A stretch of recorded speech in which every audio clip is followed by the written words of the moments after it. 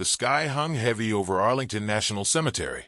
A gray canvas stretched over endless rows of white headstones. The air was thick with sorrow, the weight of sacrifice lingering in the silence. Raindrops clung to the brim of mourning hats, sliding down polished metals, soaking into the damp earth where another soldier would be laid to rest.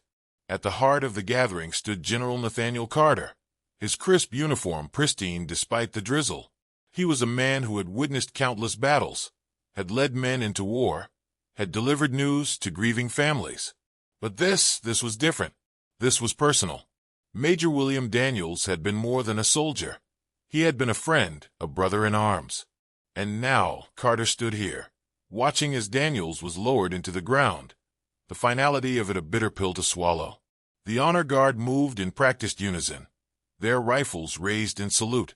A bugler lifted his instrument, the first somber note of taps cutting through the hush like a blade.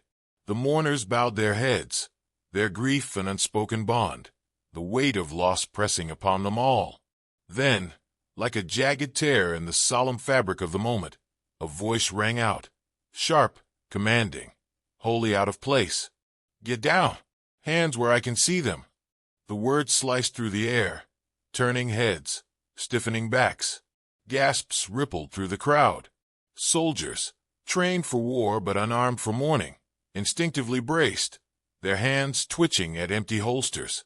At the cemetery's edge, 2 police officers stood, weapons drawn. One of them, young, uncertain, shifted uneasily. The other, Sergeant Doug Harper, had his gun trained on General Carter, his expression set, his stance rigid with authority, or something darker. For a moment, the world held its breath.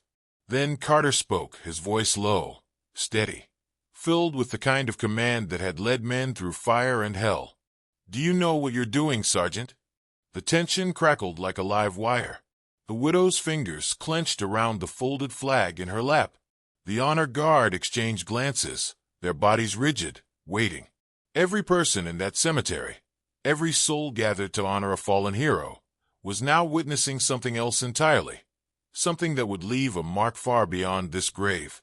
The funeral was no longer just a funeral. This was a moment where justice and prejudice would collide, and what happened next would shake the nation. The rain intensifies, a relentless drizzle, soaking into the fabric of dark coats and polished uniforms. It clings to the faces of the mourners, mingling with silent tears. But the real storm is not in the sky.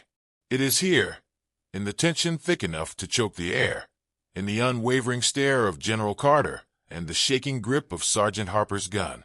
I said hands up. Now. Harper's voice cracks through the silence like a thunderclap, raw with authority and something more, something that curls like a shadow beneath his words. Carter doesn't flinch. His broad shoulders remain squared, his head high. Behind dark aviators, his expression is unreadable, but his presence alone commands attention. The men and women in uniform around him exchange tense glances. They know this man. They have followed him through fire, through chaos. They have heard his voice ring clear over the cacophony of war, issuing orders that saved lives, that turned tides. Yet to Harper, none of that matters. What he sees is not a general, not a leader, not a decorated soldier standing in the sacred ground of his fallen comrade. He sees a black man, and that, in Harper's mind, is enough. A bead of water slides down the widow's trembling fingers, still clutching the folded American flag against her chest. The honor guard remains motionless, but their hands clench at their sides. The weight of the moment settles, an unbearable pressure suffocating the space between them all. "Sergeant, I think we should step back," says Officer Bradley, his voice tight, his fingers twitching at his holster. The young officer's blue eyes dart between Harper and Carter, between the gun and the man it threatens. Harper doesn't move. His grip only tightens. "You don't belong here," he snarls at Carter. "Step away from the casket. Get on the ground." A murmur of disbelief ripples through the mourners. The honor guard stiffens. The widow sobs into her folded flag, her body shaking. And still Carter remains unmoving. His head tilts. His voice is measured and cold as steel. "I'll give you one more chance. Lower your weapon. Harper scoffs, his lip curling. That's not how this works. Then, a new voice slices through the tension. Sergeant Harper. Colonel Davis steps forward, her polished boots sinking slightly into the damp earth. She is a woman of precision, her uniform crisp, the medals on her chest a testament to a lifetime of service. Her voice is steady, cool, carrying the weight of authority honed in the battlefield. Do you realize who you just drew your weapon on? Harper hesitates. A flicker of doubt flashes across his face. He blinks once, but his stance doesn't change. Doesn't matter, he mutters, though the words don't carry the same force as before. The law is the law. Colonel Davis doesn't move, but she lifts a gloved hand and gestures to Carter's shoulders, where silver stars gleam under the dim light. You are pointing your gun at a 4-star general. For a moment, there is only silence. Then it shatters, gasps, whispers. The collective weight of realization slams into Harper like a bullet. His breath hitches. His grip falters just slightly. He blinks again. His mouth opens as if to respond, but no words come. Because suddenly, he understands what he has done. And worse, so does everyone else. The fallout is immediate. Within hours, the story has spread like wildfire. News stations air the footage on an endless loop, dissecting every frame, every word, every action. Anchors discuss the implications with legal experts, civil rights activists, former military officers. The phrase racial profiling dominates the headlines, flashing across screens and trending on every platform. The public is outraged. The moment Sergeant Harper pulled his weapon on General Carter, the narrative was set, one of power, prejudice, and reckoning. Social media erupts. People demand answers, accountability. Hashtags calling for Harper's termination flood Twitter. Videos go viral, clips of the standoff, juxtaposed with Carter's long and decorated military career. Images of the widow, clutching the folded flag circulate, amplifying the sheer injustice of what transpired. The collective anger swells, and it is undeniable. This is no longer just about one officer's mistake. It is about something far bigger. Inside the police department, chaos reigns. The chief holds emergency meetings, legal teams are summoned, and public relations specialists scramble to craft a statement. But the damage is already done. The footage is indisputable, the audio clear. There is no way to justify Harper's actions, no way to spin the story. An internal investigation is launched immediately. Harper is pulled from duty, placed on administrative leave without pay. Some within the department whisper that he should have been fired outright, that the move is only delaying the inevitable. Others remain silent, wary of the department's reputation being further tainted. But no matter the stance, one truth is unavoidable.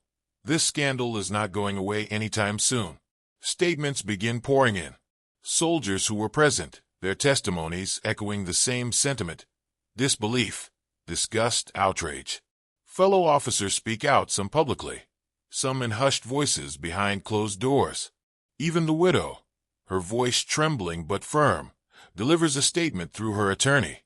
My husband gave his life for this country, for its values, for its promise of justice. And today, in the place where we honored his sacrifice, we saw that promise betrayed. Harper himself remains unseen, hidden from the public eye. But his name is everywhere, his actions debated in living rooms, in government offices, in the streets. Every detail of his career is scrutinized. Were there previous complaints against him? Had he displayed patterns of behavior before? And the biggest question of all, what will happen next? The district attorney's office confirms they are reviewing the case, weighing charges. Pressure mounts as politicians, activists, and veterans groups demand accountability. Carter, though silent in public, has already been contacted by high-ranking officials within the military and government.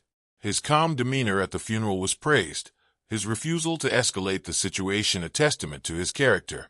But beneath the composed exterior, those who know him can sense it. Carter is not finished with this yet.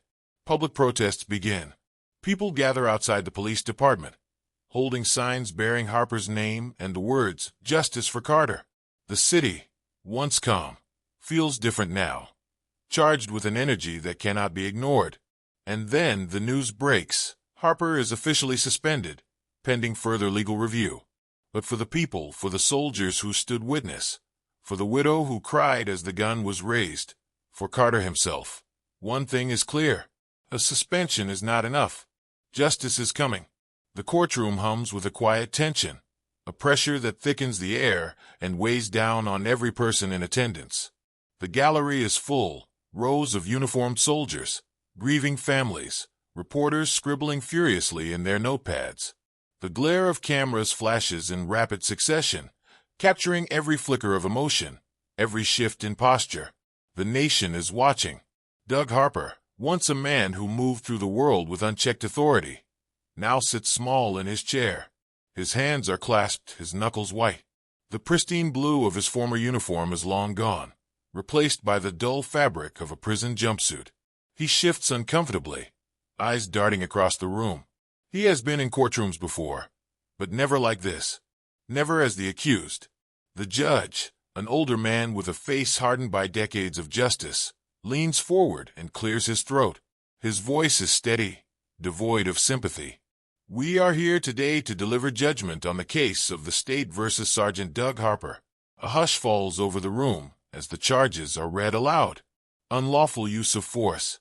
A murmur ripples through the courtroom, the weight of the words pressing against the walls. Abuse of power. Harper swallows hard. His jaw tightens, his fingers twitching against the cold surface of the table before him, threatening a superior officer.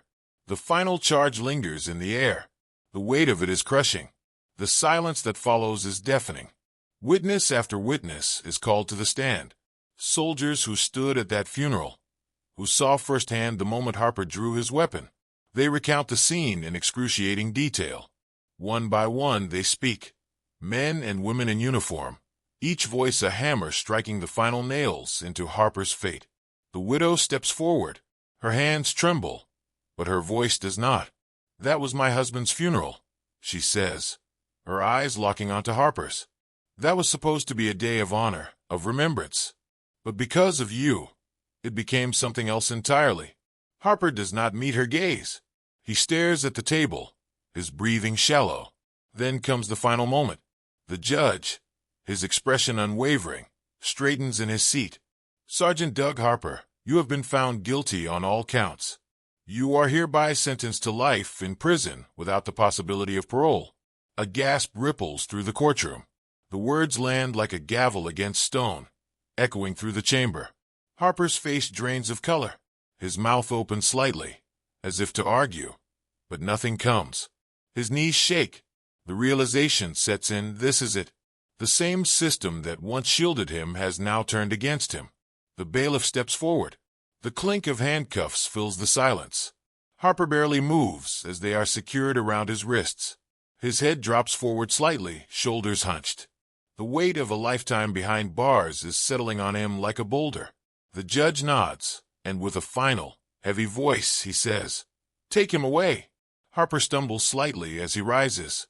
The same man who once stood tall with arrogance now walks with the burden of his own downfall. The cameras flash again, capturing the moment for history. Justice has been served. Justice has been served. But this story is bigger than one man's downfall. It is not just about a courtroom verdict, a sentence passed, or a name etched into the annals of disgrace. It is about something deeper, something that echoes beyond the walls of that courthouse and into the fabric of a nation still wrestling with its past and present. This is about the fight against prejudice. It is about accountability and the weight of unchecked power. It is about ensuring that dignity, honor, and respect are not privileges handed out to a select few, but unshakable rights that belong to everyone, especially in moments of mourning, where the sanctity of grief should never be tainted by injustice. General Carter never had to raise his voice, never had to lift a weapon. He did not need aggression to command respect. His authority was not defined by the rank on his uniform, but by the strength of his character, the unwavering dignity with which he carried himself, even in the face of blatant disrespect. That is true power, and that is why this moment matters. Because justice is not just about punishment. It is about setting a precedent. It is about making sure that those who abuse their power face consequences, and that those who uphold honor and integrity continue to lead the way. The fight is far from over, but this was a victory. A reminder that when people stand firm against injustice, when truth is undeniable, when courage speaks louder than fear, change is possible. What do you think? Was justice truly served? Let your voice be heard. Like, share, and spread this message, because stories like these need to be told.